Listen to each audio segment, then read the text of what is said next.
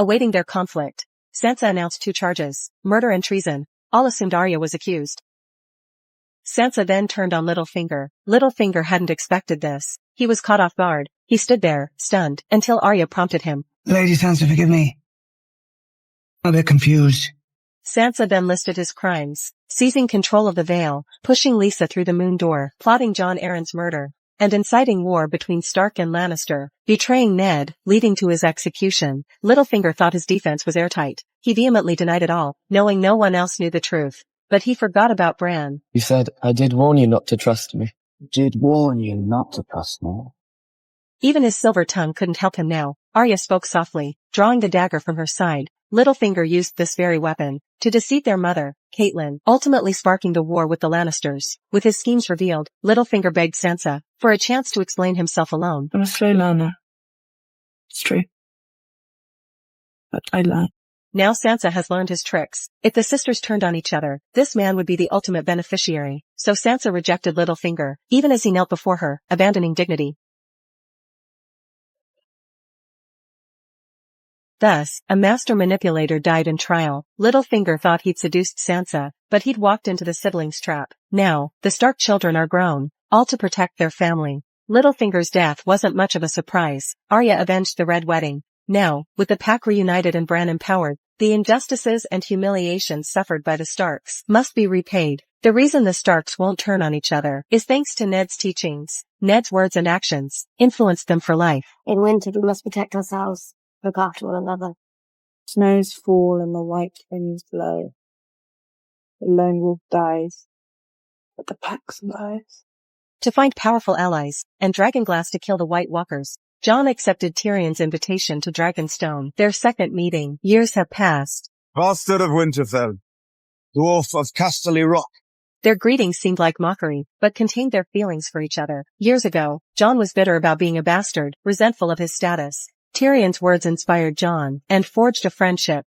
Jon risked traveling south because he trusted Tyrion. He trusted him. As Tyrion asked about Sansa, a dragon roared. Drogon flapped his huge wings and soared past. Jon and Davos were stunned. Jon was curious about this mother of dragons he'd never met. From the cliffs, Melisandre watched the guests arrive, choosing not to reveal herself. The real reason Jon came to Dragonstone was Melisandre. Ever since she resurrected Jon, she saw him as the prince in the Lord of Light's prophecy. So recently, she sought out Daenerys, and explained what she saw in the flames. Daenerys didn't believe her. Given her current power, no need to ally with Jon Snow. 3 fully grown dragons, the Unsullied who fight to the death, and countless fleets, could overthrow Cersei overnight. But with Tyrion's insistence, Daenerys reluctantly agreed. The Red Priestess fulfilled her final purpose, to unite ice and fire.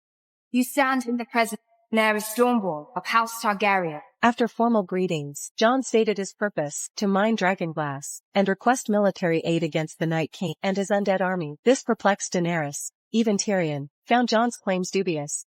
Daenerys dedicated her life to the Iron Throne. She only tolerated Jon on the priestess' recommendation. Now he asked her to fight imaginary foes. She refused his request. Her only true enemy was Cersei. Jon witnessed the Night King at Hardhome. He sought every possible alliance. Their conflicting agendas led to a tense stalemate. Thankfully, Jon avoided his ancestors' fiery fate. He remained at Dragonstone. Though skeptical of White Walkers, Tyrion aided Jon's cause, convincing Daenerys to permit Dragonglass mining. To prove his claims, Jon led her through ancient caves. Torchlight revealed carvings depicting the first men and children fighting White Walkers. Ancient history showed they must unite to survive.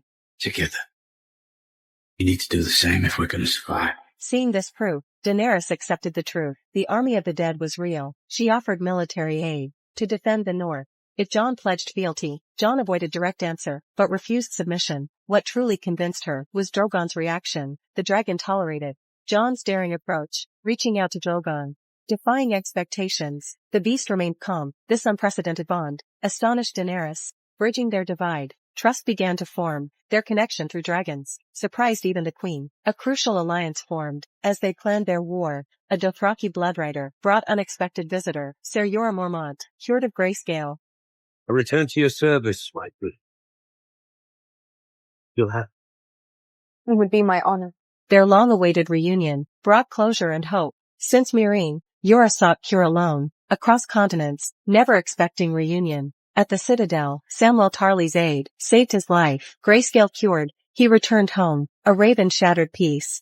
Bran's warning arrived. Night King marches east. Undead army approaches. Jon learned siblings survived, but found no comfort. The North and free folk couldn't stand alone. No aid would come. If he leaves now, Cersei will take this place. Daenerys' efforts would be in vain. As they were at an impasse, Tyrion proposed a solution. Capture a White to show Cersei. First, prove the White Walkers exist. This would pause the Queen's war over the Iron Throne, buying time against the Night King. Second, recruit Cersei's forces to fight for the living. Tyrion believed his sister would join when survival's at stake. Though this perfect plan wouldn't convince even Sansa, the council surprisingly approved it. Varys, known as the Spider, had operated in King's Landing. His network spans continents. Tyrion grew up with Cersei and knew her better than anyone, but Sansa understood Cersei best. She told you her army is coming north to fight for you. You did. And you believed her. I used to think you were the cleverest man alive. Jon and Jorah ventured north to capture a White. Davos smuggled Tyrion to King's Landing. Tyrion sent the truce terms to Cersei through Jaime. Cersei needed this truce. Her forces couldn't withstand Daenerys' armies yet. She agreed to buy time to rebuild her strength. The army of the dead? Cersei never took it seriously. Jon recruited Tormund at Eastwatch by the Sea. There, they met the Hound heading beyond the Wall. Brotherhood members joined them. Old enemies united by survival, all focused on staying alive. A makeshift team was formed for this mission. Returning north excited Tormund, who chattered endlessly. He pestered the Hound with questions and described his ideal woman. Brienne of Tar? You know her? The Hound knew her well. She defeated him in combat. I want to make babies with her. Tormund's antics brought levity to their grim journey. They reached their destination. As the weather turned deadly, danger emerged from the mist. A massive bear, reanimated, attacked their formation. It mauled 2 men instantly. Beric tried flaming his sword, but the beast kept attacking. The flaming creature charged straight at the Hound. Paralyzed by fire trauma, he froze in terror. A Brotherhood member saved him. Just as claws descended, the Hound stared numbly at the smoldering corpse, still conquered by fear.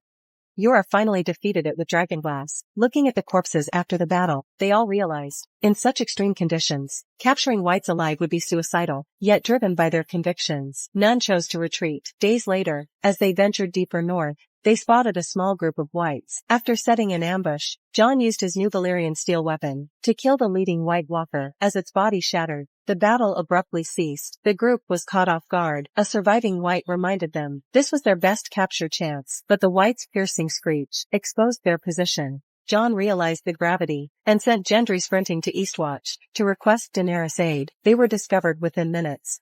Whites emerged as if prearranged, ambushing them from behind. Unfamiliar with the far north, they were surrounded during escape. Slower runners were overwhelmed and dragged underwater. As the ice cracked, Jon's group became trapped.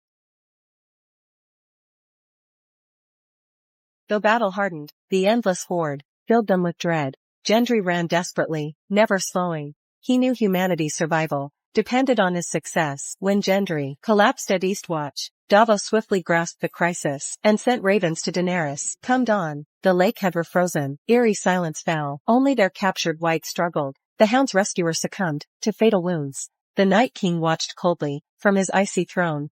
The calm shattered when the Hound threw a stone.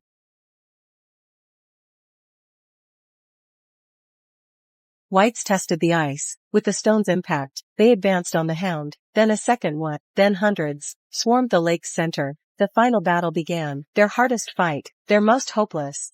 Endless Whites kept coming, under relentless assault. Their numbers dwindled. Survivors retreated to the central rock. Despair gripped them all. Jon tightened his grip, ready to die fighting. Dragonfire suddenly rained down, engulfing Whites in flames. At the brink, Daenerys arrived with dragons. Her dragons turned the tide, decimating the army. Drogon landed near the trapped survivors, but Jon's bloodlust delayed their escape. He ignored Jorah's desperate calls, charging forward blindly. Jon had forgotten his perilous situation. Though they had 3 dragons, they'd underestimated the Night King. A freezing spear materialized in his grasp. The Night King slowly raised it, aiming at Viserion soaring above, and hurled it with deadly force. Viserion's shriek pierced the heavens. Daenerys watched her child fall with anguish, watching him spiral from the sky, crashing onto the frozen lake. Time itself seemed to stand still. Viserion's eyes closed forever, his body dissolving in the icy depths. The Night King allowed no time for grief. He grasped a second spear. Jon finally saw their fatal error, urging Daenerys to flee. But as he tried to retreat, Whites dragged him underwater. Daenerys acted instinctively. Drogon surged upward with mighty beats, escaping into the skies. Only his agility saved him from the deadly spears. Daenerys gazed where Viserion had fallen, her heart breaking. This first encounter with the Night King had cost her dearly. After Daenerys departed, Jon summoned his last strength, dragging himself from the frozen lake. But remaining Whites spotted him. The cold had sapped his fighting power. A mounted figure appeared, bearing fiery weapons. This was Bran's savior, a ranger of the Night's Watch, Jon's uncle Benjen. He placed Jon on his horse, then turned to face the horde. Benjen fought for the living till his last breath. Even as half-man, half-white, to Jon, Benjen remained a hero. They shared no final words. Daenerys stood at Eastwatch's tower, refusing to leave, praying for a miracle. But her child didn't return. Only Jon's unconscious form arrived. Jon survived. Waking after treatment, he sought forgiveness for this disastrous mission. Dragons are my children. They're the only children I'll ever have. Do you understand? Losing a child revealed the Night King's true horror, stealing her resolve for the North. Here, Jon relinquished his northern title, swearing fealty to Daenerys. Meanwhile, the Night King retrieved Viserion's corpse. He'd anticipated their strategy, luring them into his trap, awaiting Daenerys' arrival. The Night King approached the dead dragon, placing his hand on its brow. This was his ultimate goal, the horror they'd feared most.